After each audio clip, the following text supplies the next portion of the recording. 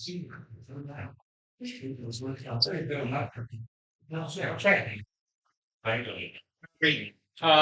this time, we allow residents to come up to address the board, 3 minutes per resident. I believe we have one speaker here today. Could you give us your name and your address, please? Sure. First off, I want to thank you guys for volunteering your time to be on this board. I'm sorry, just name and address first. Dan Greeno, 2616 Bellingham Court. Thank you, sir. And I wanted to thank you guys for volunteering your time to be on this board. I know it takes time out of your lives. It's important to the community, and in the end, you guys are looking out for the best interest of the community. We appreciate that.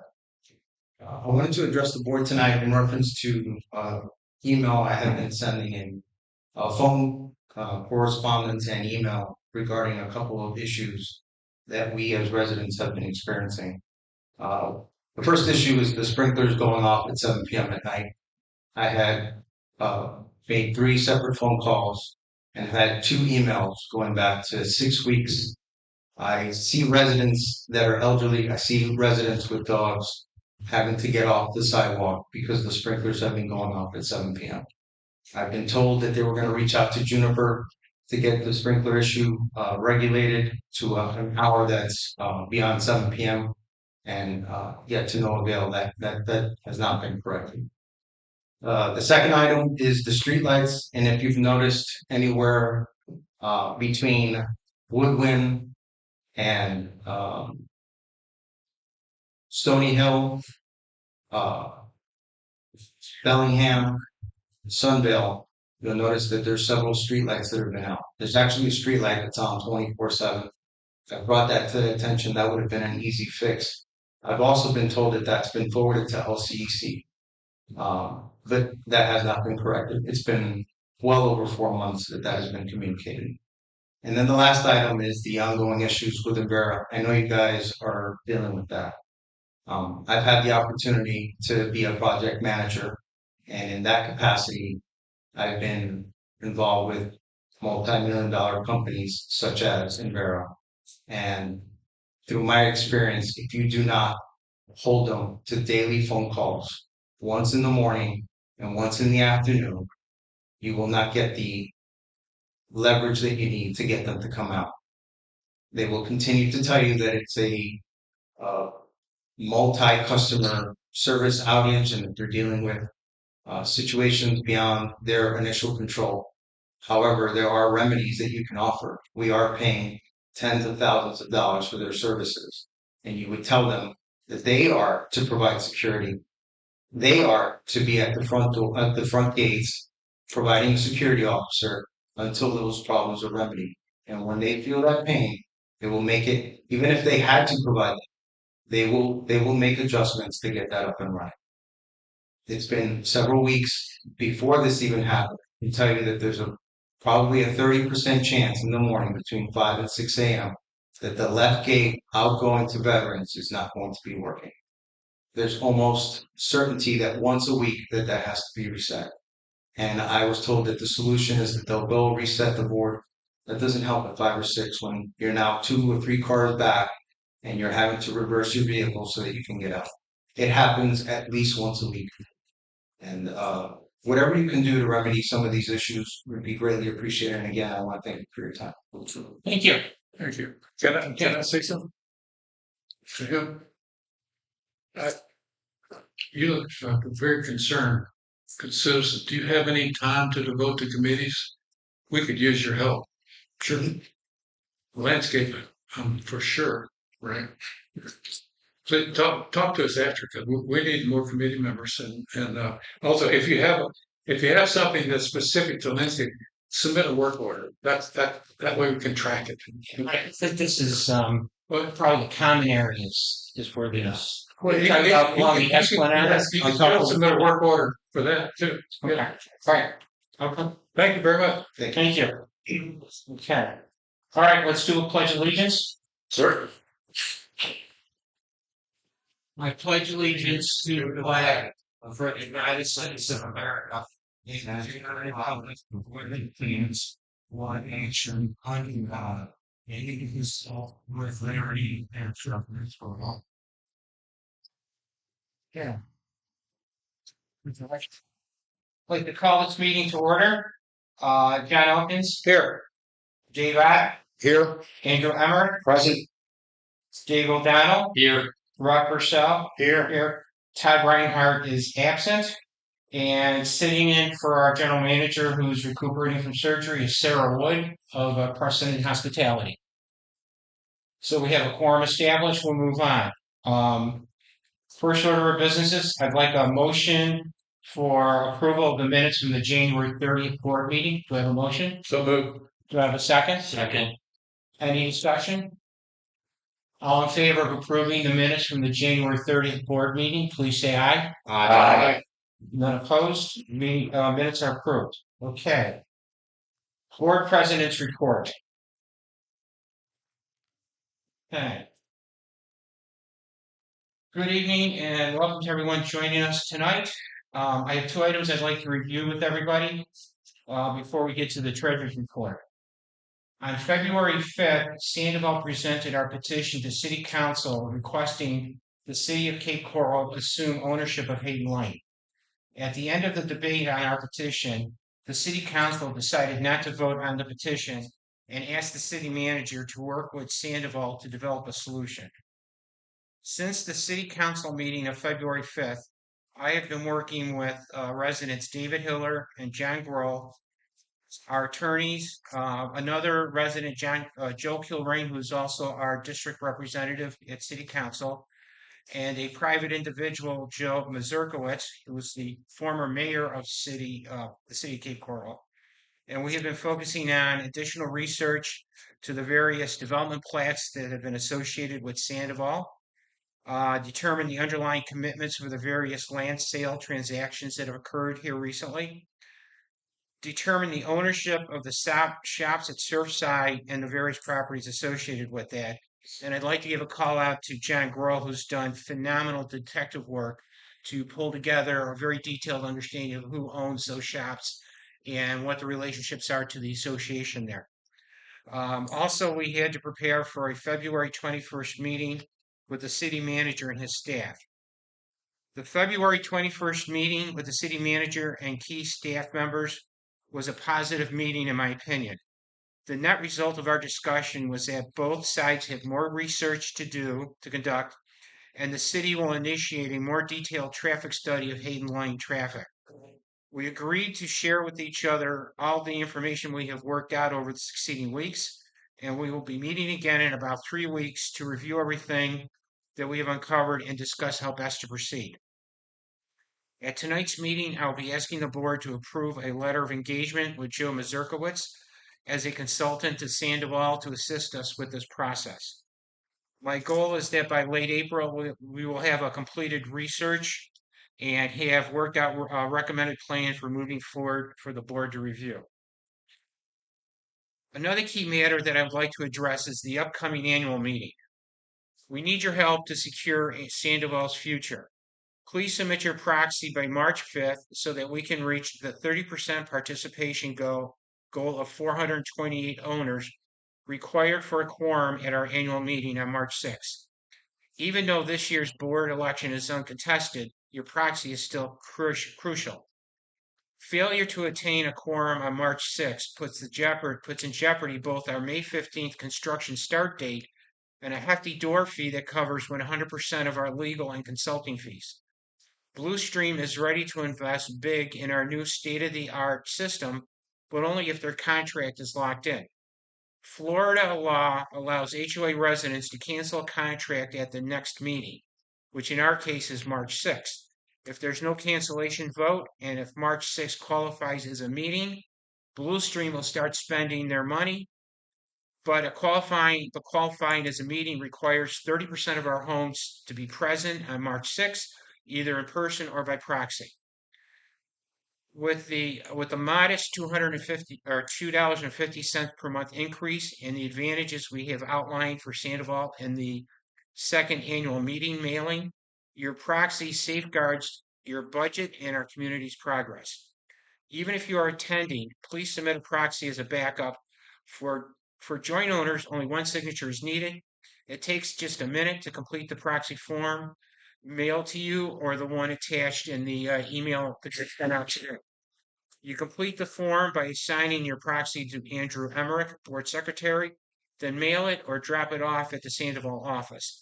You can also save time by going online to the Precedent Resident Portal and go to the online voting tab and click on that. With that, I will now turn it over to the treasurer for his report.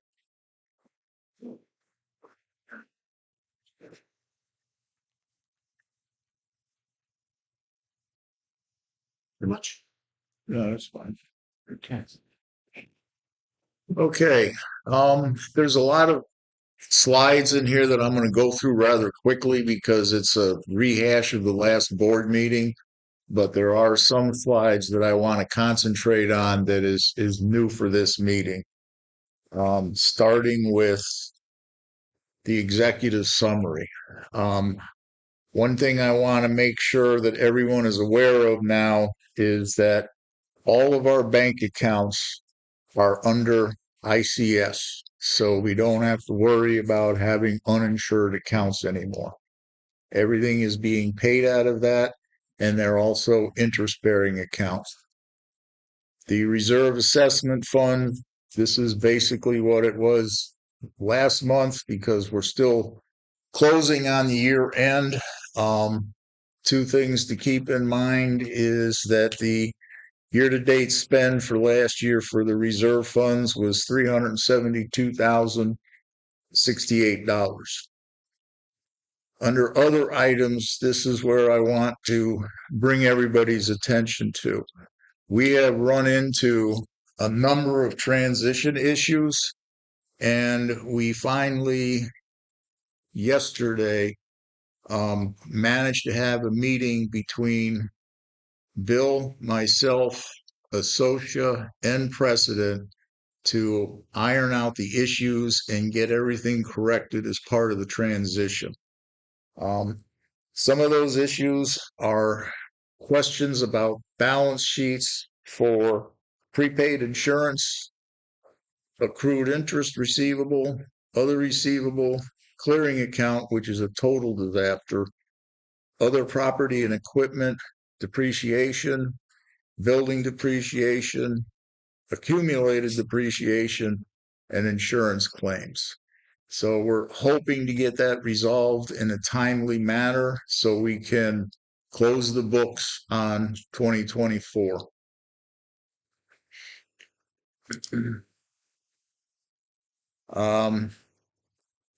On this slide, everything is looked pretty good except for the reserve investment income. And again, we didn't get the interest that we expected to get. On major expenses, payroll and benefits and contracted services are over budget. Other expenses, the same thing, administrative, taxes, and irrigation are over budget. Irrigation, I think we'll see a large improvement in 2025 because I believe we budgeted the proper amount of money for irrigation. And I also think the issues we ran into in 2024, a lot of those issues have now been resolved, so we shouldn't see the high cost of irrigation repair. All right.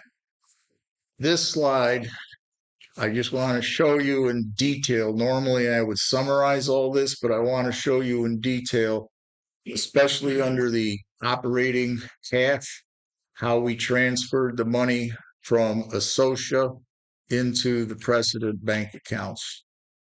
And our total operating cash for December, as of today, not as of year end, because some of this could be adjusted when we resolve the transition issues. We have 1.4 million versus 1.7 million at the end of November. Again, I'm just trying to give you a picture of how we've shifted everything over, and until we get this transition totally resolved, some of these numbers could change. And same thing with liability. In December, we had $523,719 in liability and $545,278 at the end of November. Owner's equity was $3,063,684 at the end of December and $3,015,182 at the end of November, for a total liability and equity of $3,587,403 versus $3,560,460.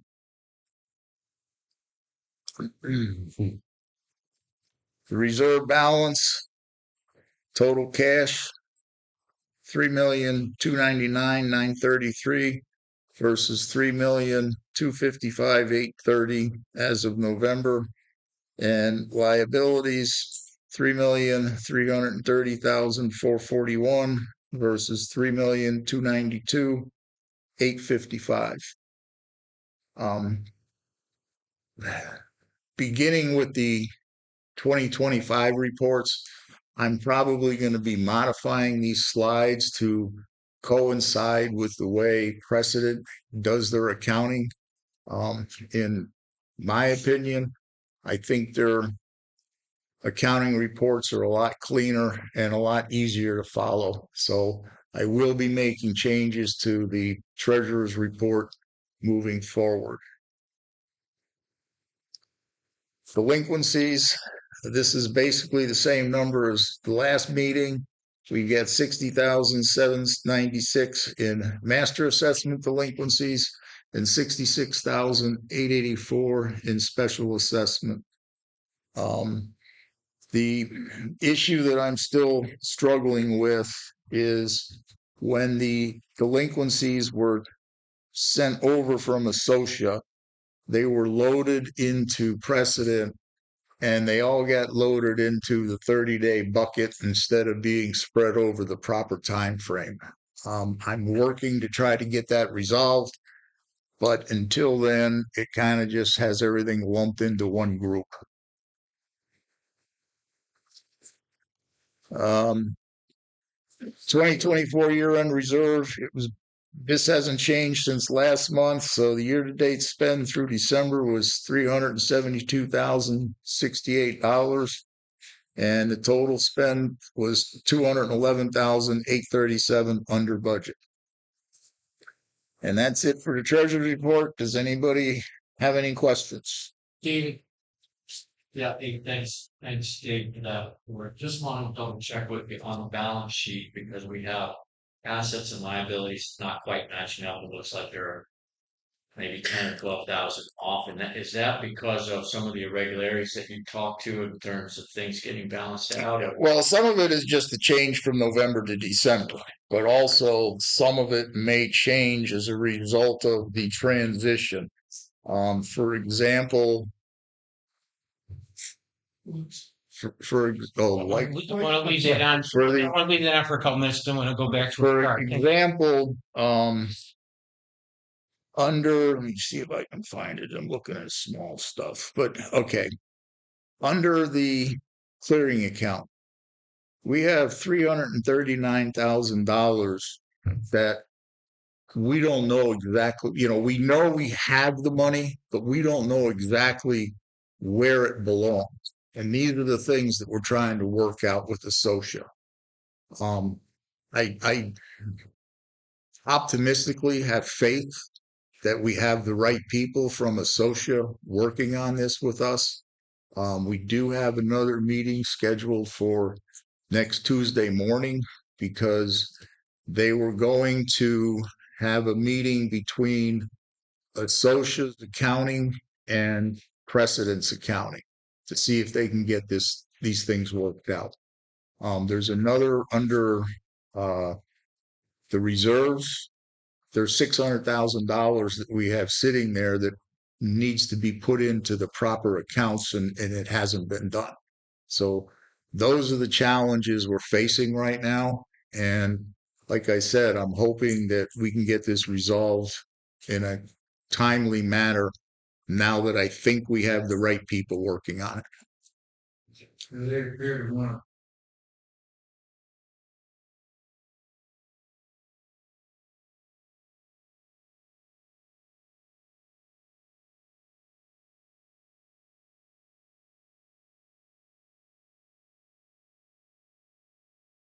It's time. So, John, to put a finer point on this, is that the escalation that we did earlier this week basically told them if we don't, not only are you not getting paid with the settlement check, that if we don't see some satisfaction because of the issues they're causing, we're going to have to escalate this issue and deal with them in a different form, which I was sort of implying taking legal action against them if they don't get their shit together. Excuse my French. understood. So I'm pretty frustrated because Yeah, it appears that's why we that they did not do some very basic documentation of the adjustments within it so the balance sheet can be reconciled, and that's what's the source of these issues. And it's not allowing us to proceed with the audit, which puts us at jeopardy because we're required to have the audit completed by April 30th by law. So we're treating this very seriously. They've got like one chance to get this straightened out before we take it to the next level. At least in my opinion. Okay. Andrew. Yes. Bill, Dave, I just had a question for you with regards to the reserve investment income in 2024 and how we have budgeted in 2025. Is there, beyond just not having the performance that we were expecting, is there another reason for the potential difference in the value that we anticipated and budgeted versus what we saw in 24? It had to do with accounts, money sitting in accounts that were not interest bearing that we had hoped. And then two, how are we performing in January? And if you have any preliminary idea in February on those accounts this year? I do not have the numbers for January or February. When we had our finance meeting on Tuesday, we brought up a number of issues. I'm going to be going into precedence reporting system and going to try to get that information so that I can share that with everybody. I will say that the precedent reporting system is much better than what I had access to with Associa, and I should be able to get numbers on a much quicker basis. But I do know that they have been concentrating on trying to close 2024, and I am going to be reaching out to their accounting people to see when I can get numbers on 2025.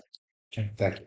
The other thing, Andrew, to answer, so we got to wind back to fourth quarter of 23 when we originally put the budget together for 24, and at that point, I think it's fair to say that the forecast that we put for interest income was overly optimistic and wasn't taking into account the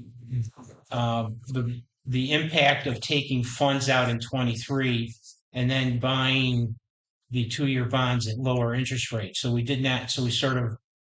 So quite frankly, as treasurer, I really didn't take that all into account when we forecasted what our interest income was going to be for 24. Awesome. I just wanted to make sure it wasn't a mechanical type No, issue. it was not going to the nth level of detail to figure that out like Understood. 2 years ago. Understood. So Excellent. All right. Thank you.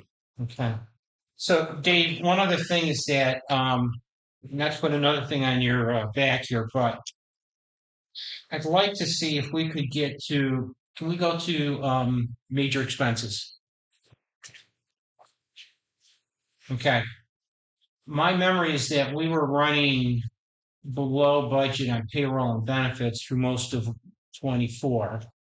So I'd like to see if we can figure out if Associa put in the settlement agreement into one of the last adjustments accruals into November for the cause for that being $31,000 over or not. I'm fairly confident, but I'll double check that is exactly what that is. I'd just like to make because sure, yeah. they charged us in November before Right. We walked away from them. Right. I just, yeah, okay. If you're confident that that's fine, I just want to make sure because I think through most of the year, we were below budget on. Yes, we were. Okay, good. All right. Any other questions for Dave on the treasurer's report? Okay. Let there be light. Okay. We have no violations to review at tonight's meeting. The next item is, Sarah, now, which end, Scott, I understand, you've only got one item to bring up tonight, Yes, the gate. the gates. Yes. So I'm gonna reach out to Envira. There is a system issue with the one that's on Pine Island. And so, we'll try to get that wrapped up. Um, it sounds like it could be a firewall issue and a software issue. But I'll be working on that to get that wrapped up in Chuck's absence. I thought the Pine Island one was fixed. Was it fixed for just a short period of time or? Had a little stroke. It's Pine Island's working, it's the veterans is the one that still is not operational. Oh, that's right, veterans. Right. Okay. Yep, the one on Trafalgar is working. Yes. Yeah, Because Yep. it doesn't have any, that's only for resident. I keep forgetting that's veterans. I don't know why I want to call it Pine Island. Okay. Yeah, the veterans one. So Okay. To our residents' point, that one left exit gate and arm remain an issue on a regular basis. Yeah. And I know that we last year spent some significant money to address conduit and Mhm. wiring situations. We never have any idea. I may sit kind of as a condo, because Mhm. technically that's not controlled as a security exit. It's we own that system. Is that correct? Yeah. Does our maintenance company and or Envera have any way of which to address that? Because it is a regular, for those that exit that way, it is a regular occurrence on a weekly basis, particularly after the weekend, tends to be a Monday, Tuesday issue, where you pull up to that gate and there's no reaction. Right. How, what, The left exit rate of veterans. It would be, because it's exit, I would think it's on ours, John. yeah, because it's a pressure, uses the pressure of Yeah. the vehicle to open the gate. Rick used to know that. I'll sit down with the management team and we'll raise this issue as a priority. See what's going on here because I know it's frustrating because I see at least once every couple of weeks when I use that gate, it doesn't appear to be operational. So Yes. okay, so we'll address that as a priority with the management team. We'll get that done.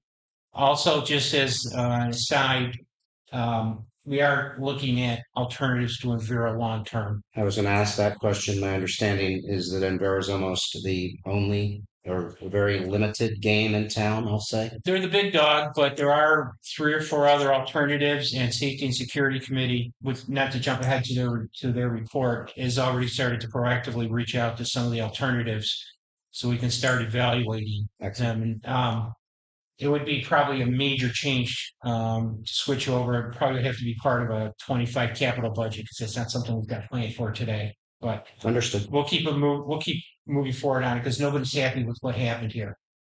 So, okay. All right. Thank you, Sarah. Okay. We have nothing under old business. The first item under new business is a resolution to approve a letter of engagement with Joseph Mazurkowitz, Junior PhD. Let me read the motion or the resolution, I should say. Whereas the association is committed to working out a solution to relieve the association of the financial and liability obligations associated with Hayden Lane. Be it resolved, the association agrees to execute the attached letter of engagement between the association and Joseph Mazurkowitz Jr. of BGM Consulting, Inc., with a not to exceed amount for all services associated with the letter of engagement to be $3,500. Do I have a second? I'll second. Questions on this? Yeah, hey Bill, thanks for bringing this forward. Just want to see what you learned in the vetting process about this individual, what kind of track record he has with successful client contracts with the city, just to give us all a good feeling that this is the right person to help. So Joe Mazurkowitz is a former mayor of the city of Cape Coral, although that was about 20 years ago.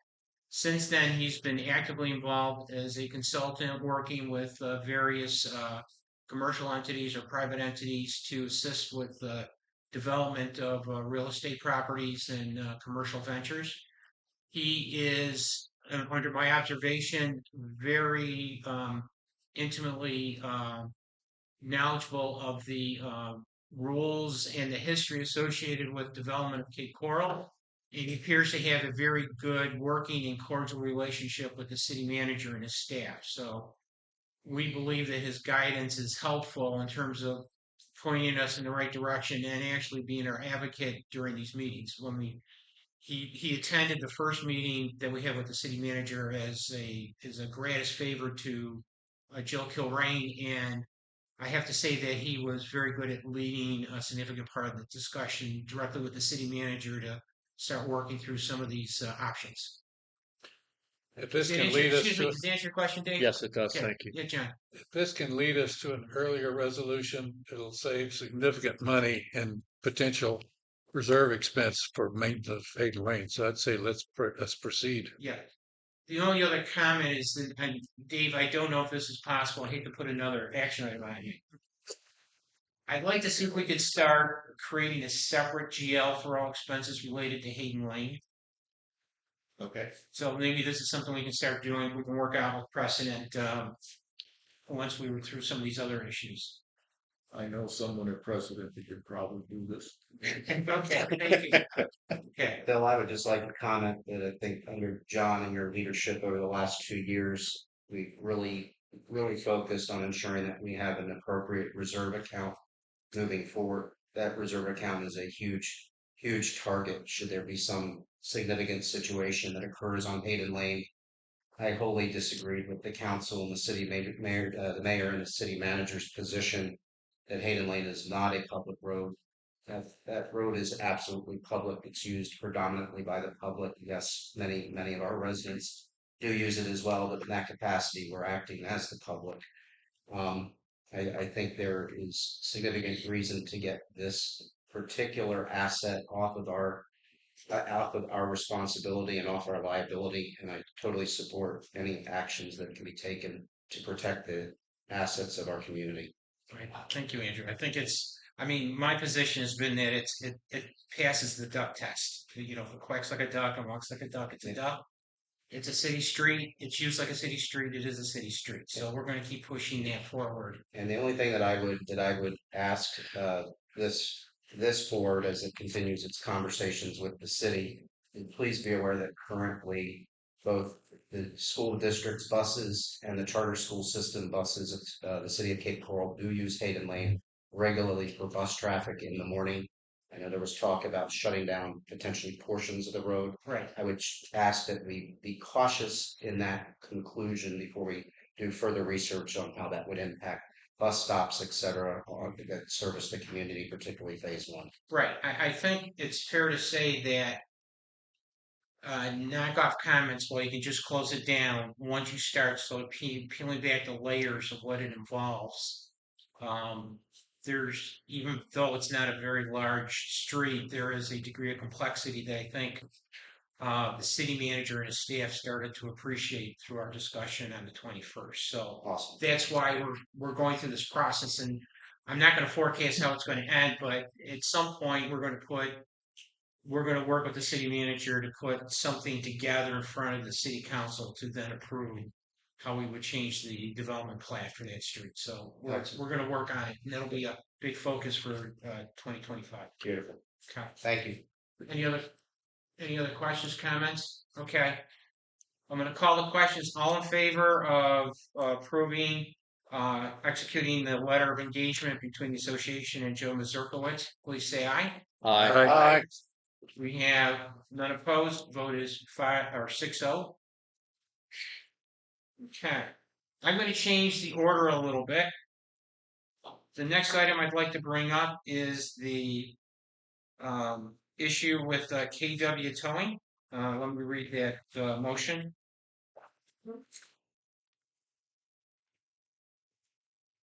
Okay. Whereas the association is committed to fully enforcing all traffic and parking violations as provided for in the association's governing documents, be it resolved, the association agrees to execute the attached agreement with KW Towing 239 LLC. Do I have a second? I will second that. Thank you, Andrew. Discussion on this. Let me just make a few comments on this. This has been a bit of a challenge for a couple of reasons. One is very few towing companies are willing to come inside private communities at this point because of more lucrative business they get with the city and with private parking lot towing, basically commercial real estate towing, I should say. So in the process that we went through, we found that this was the only towing company that was willing to come inside our gates to do towing after 1 a.m. for cars that have are parked on the street in violation of our rules. And the first set of paperwork that they presented with us was, I think, fair to say, a jumble. It didn't make sense. They had inconsistencies relative to their business names because as a small company, they've gone through several iterations of business entities. And we had to work with them for them to understand what our insurance requirements was.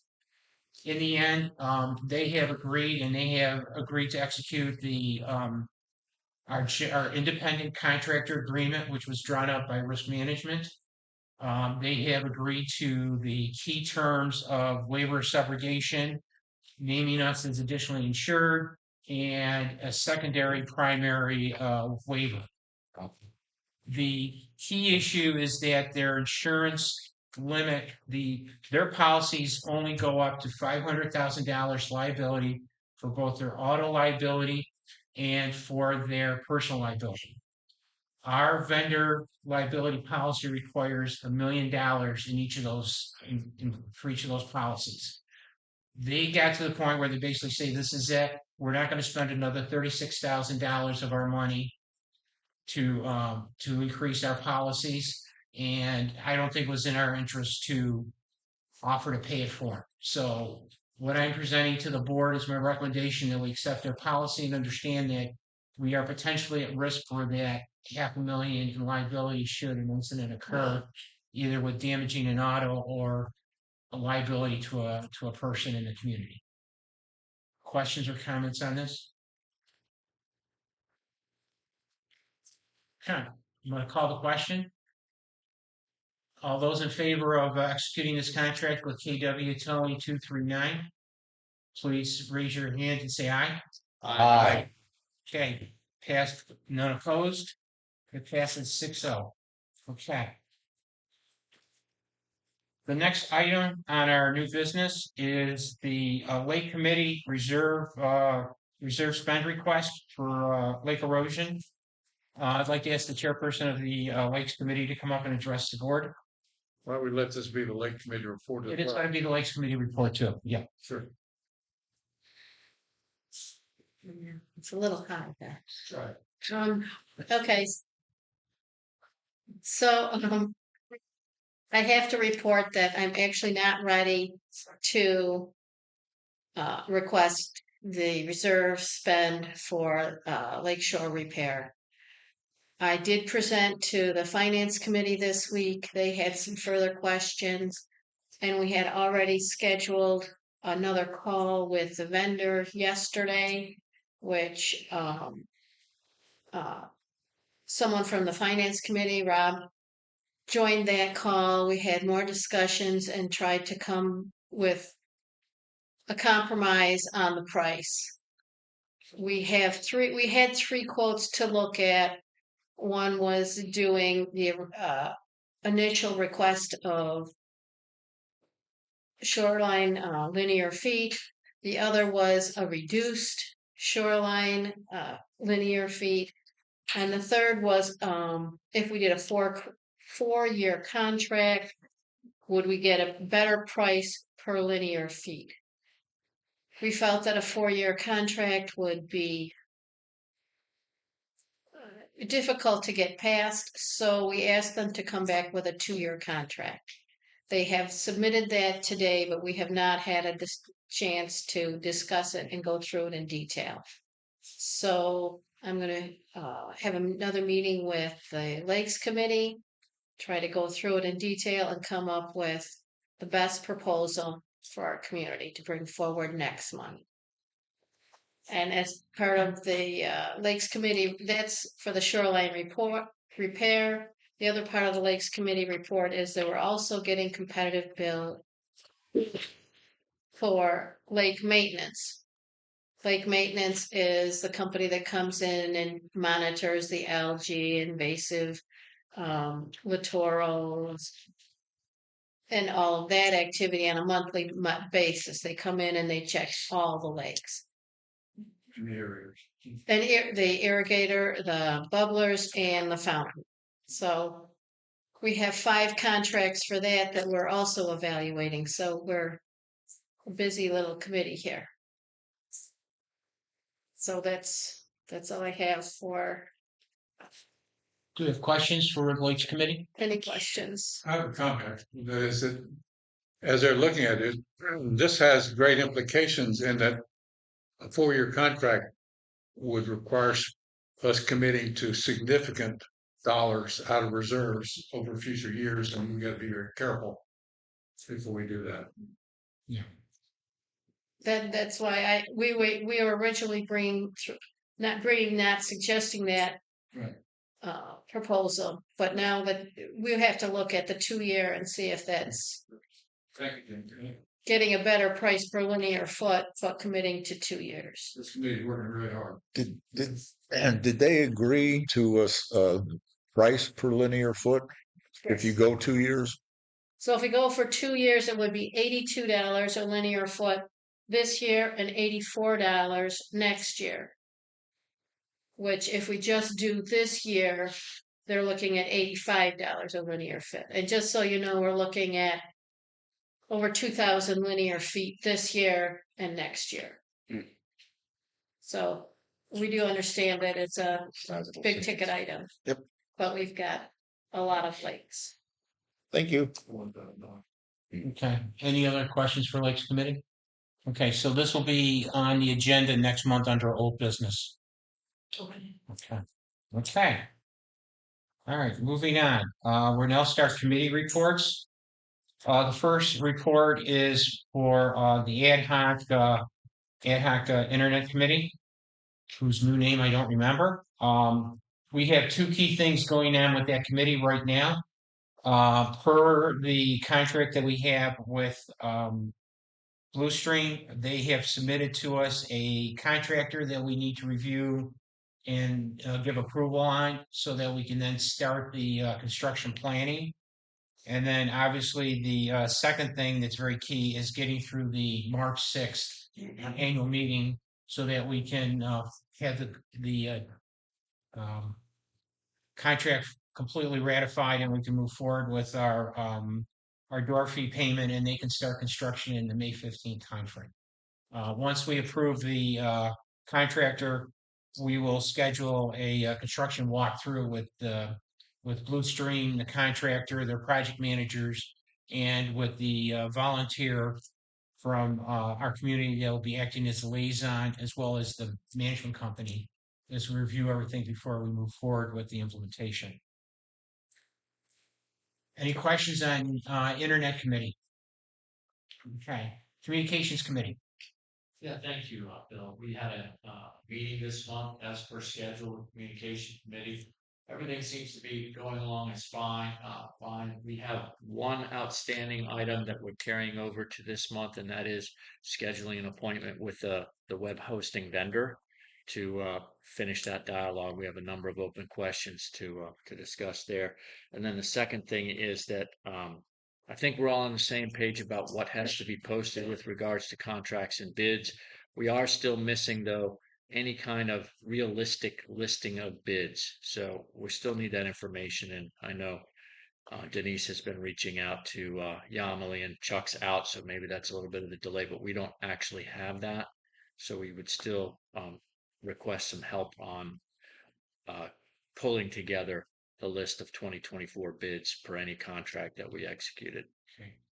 So Dave, what I'm gonna suggest is, contact Yamali and try to set up a meeting on Chuck's calendar for about 2 weeks from now. He should be back by then. Okay. And then we'll sit down with him and we'll get this as an action item so that we're in complete compliance with the requirements. Okay. Okay.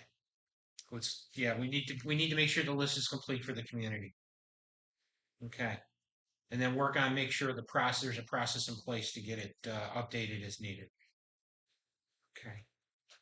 Any other things on communications, Dave? Nope, that's it. Okay. Our committee. Nothing particular. Slowed down a lot on the applications. No problems, nothing we've run into lately. I mean, we did 13 applications last week or 2 weeks ago, and I think 2 got denied, and we only have 7 for tomorrow. So it's, like I said, it's slowed down a lot. But other than that, things are going well. Good. Okay. Any questions for Art? Okay. Rules Committee. Yes, Rules Committee made the formal request to the communications as well as management to ensure that the new version of the resident handbook was posted. We have been working with both the risk committee and some of the guidance there with regards to how we revise or explore the language of page 34. Again, I remain concerned that you restrict the association and its rights and powers under the governing documents by listing anything specifically noted as to what punishments, or not really looking at it as punishment, but fines and suspensions for types of violations. I think you restrict our ability under the documents to exercise other directions that we feel the association has the authority to do so, obviously as guided by council. So we're working through that language. We've had some troubles this month with the limited membership of the committee right now, and it is something that the board is going to want to look at as it reconvenes these committees next year in the new term. The Rules Committee is one that definitely needs membership in order to keep the quorum that we need. So I intend to continue to work on that dialogue up until Okay. my last day here on the board, but it'll continue as a rules member. Thank you. Any questions for Andrew? Okay. Thank you, Andrew. Social Committee. The social committee is probably one of the busiest and hardest working committees in Sandoval. As you know, they meet twice a month.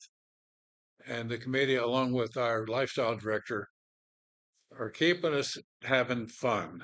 By the way, one of our key members is resigning due to family issues. Lucy's not going to be there next year, so we need at least one more member. So people want to be on the social committee.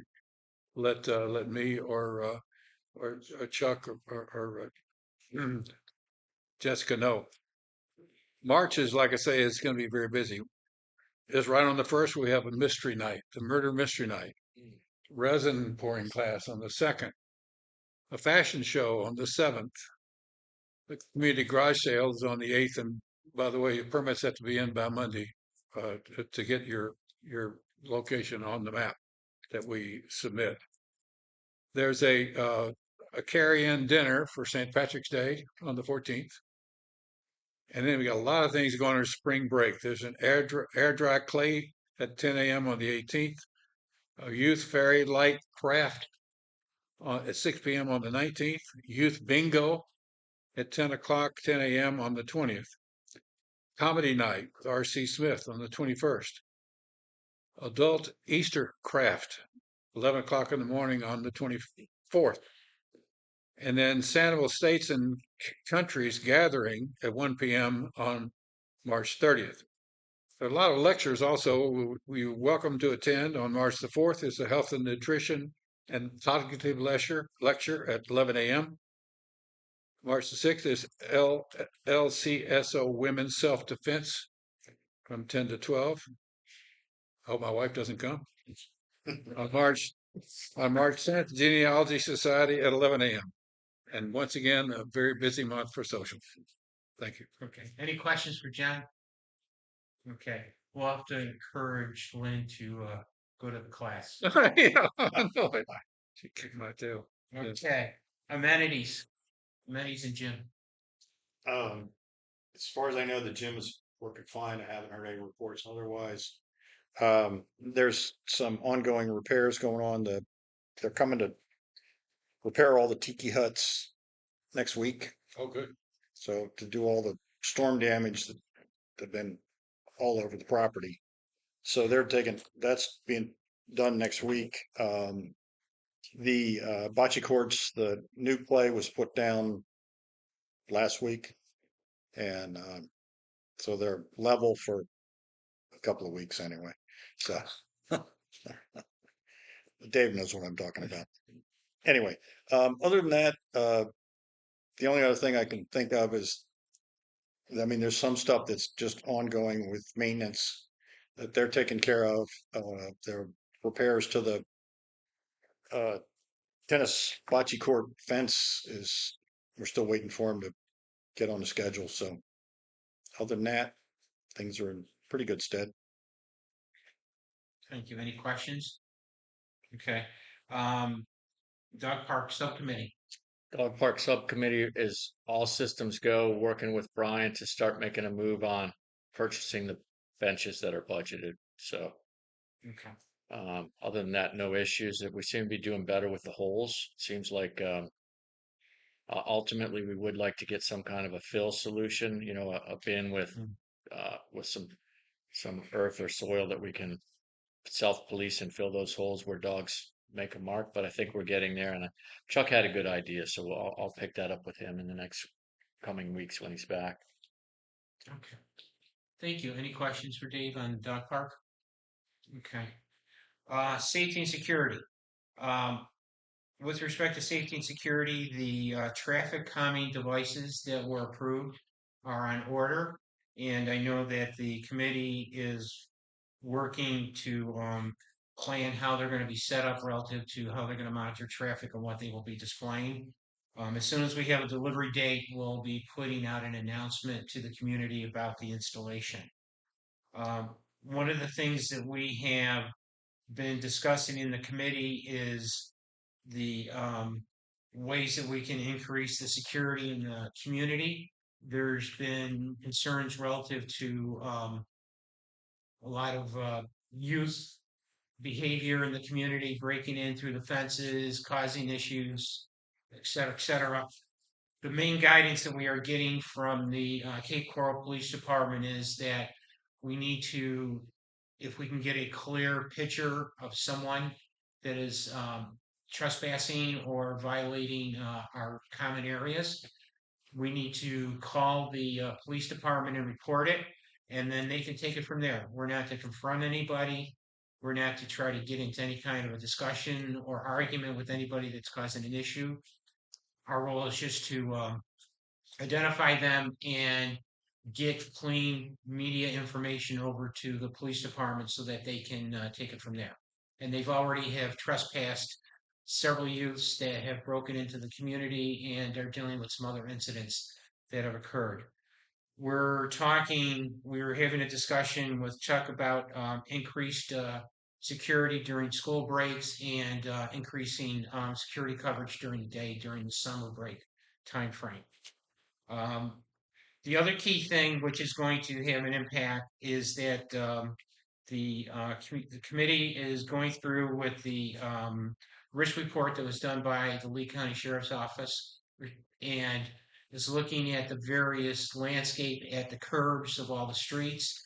And once they've seen where there might be some issues with landscape obstructing view for crossing streets or for traffic being able to see pedestrians, they're going to set up a meeting with the landscape committee to review that and see if we can work out a plan for improving the line of sight for those intersections. Any questions on safety and security? Okay. Finance committee.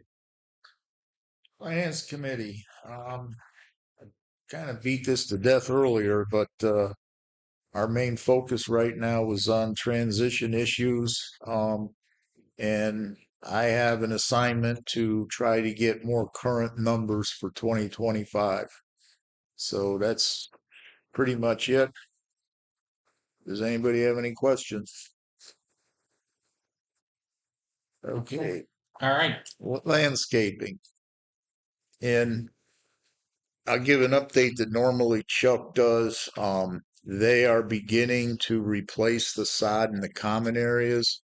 If you're down towards the Veterans Gate, you'll see where they first dug out the dead grass, and they should be resodding it beginning next week. They have the areas marked in phase 2 that they'll start working on also, and I don't know whether they've marked the areas in phase 3 yet, but they're making progress trying to do that.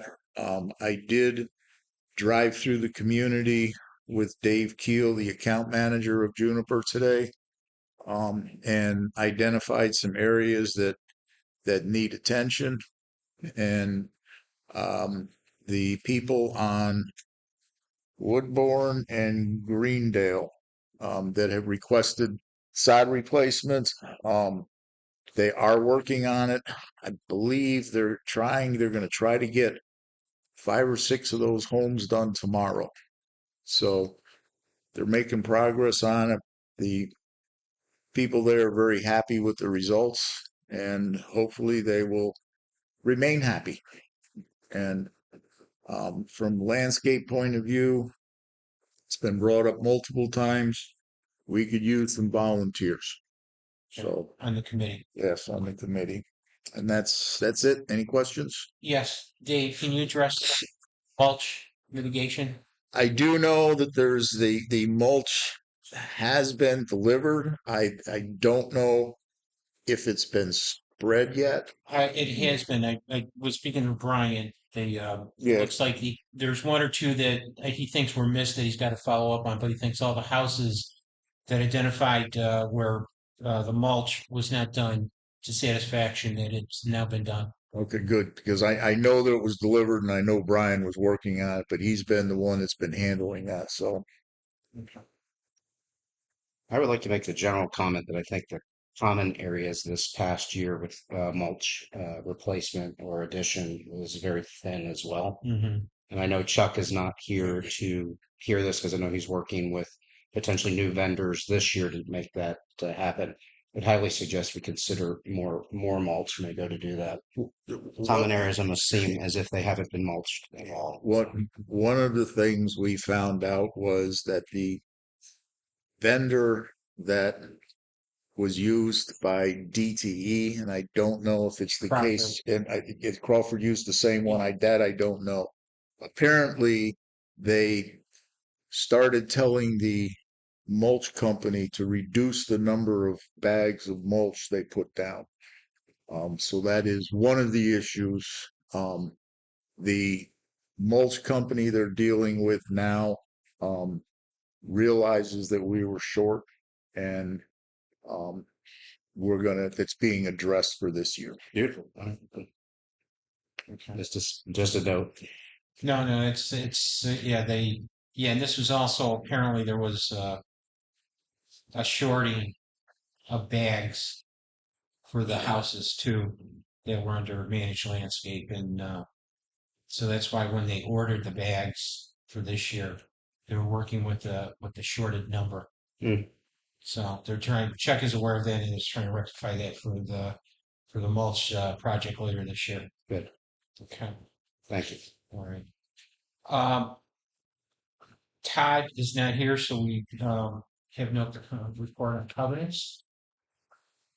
And no report on risk management, but I will say that the risk management has been very busy over the last month working with our insurance agent to get our insurance policies in place for the new year that are now into effect. I think we went through an interesting review process to get some second opinions on some of the different clauses in our insurance policies. One of the things that did come out of it is that we agreed to increase our D&O coverage from 5 million to 6 million because of our anticipated year-end balance of our cash accounts and our investment account. And they worked very closely with myself and Chris Harris to work through this issue with the towing company. And I've asked them to look at the Envera contract, and I'm going to sit down with Bill Dunker next week, and we're going to start seeing what remedies we may potentially have under the existing contract to deal with Envera for some kind of, payback or additional payback beyond what they're publicly committing to at this point. So that's all I got at this. And I'm sure we'll get a more complete report next time.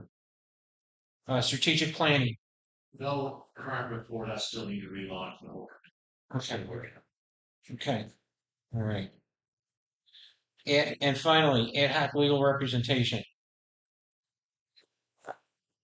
We're still trying to put together the committee.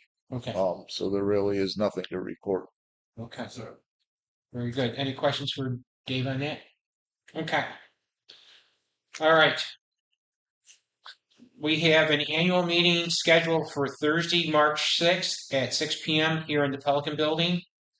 The board has an organizational board meeting scheduled for Tuesday, March 11th at 6 p.m. At that meeting, we will be focusing on the election of officers for the new term, and I will be presenting a resolution on the process to fill the remaining board vacancies at the regular March meeting. The March board meeting is scheduled for Thursday, March 27th at 6 p.m. Do I have a motion to adjourn? So moved. Do I have a second? Second. All in favor, say aye. Aye. Meeting is over. At this time, any resident may come forward and dialogue with the board.